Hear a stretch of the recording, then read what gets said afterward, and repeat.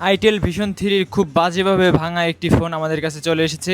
আজকে আমরা এই ফোনটিরই ভাঙা ডিসপ্লে রিপেয়ার করে একদম নতুনের মতো চকচকে বানিয়ে দিব।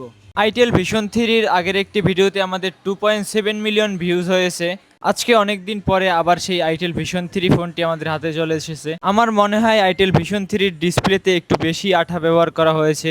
আমি যতবারই আইটেল ভিশন থ্রির গ্লাস কাটতে যাই ততবারই আমার সাথে একজন সহযোগী দরকার হয়, না হলে কোনোভাবেই ডিসপ্লেটি মেশিনের সাথে লাগিয়ে রাখতে পারছি না। যেসব ডিসপ্লে অনেক ভাঙা থাকে এবং বেশি পরিমাণে আঠা ব্যবহার করা থাকে, বারবার সুতাটা চিড়ে যায়, মাথায় একদম নষ্ট হয়ে যায়।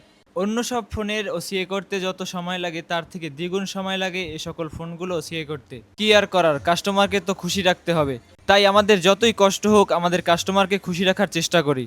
আপনাদের যে কোনো মডেলের যে কোনো ব্র্যান্ডের ফোনের ডিসপ্লে যতই ভাঙা থাকুক না কেন, আমাদের কাছে চলে আসবেন। আমরা অল্প সময়ের মধ্যে এবং অল্প খরচে আপনাদের ডিসপ্লেটি একদম নতুনের মতো করে দেব। ডিসপ্লের উপরের ভাঙা গ্লাসটা কাটার পরে প্রথমে আমাদের আঠাগুলো পরিষ্কার করে নিতে হবে।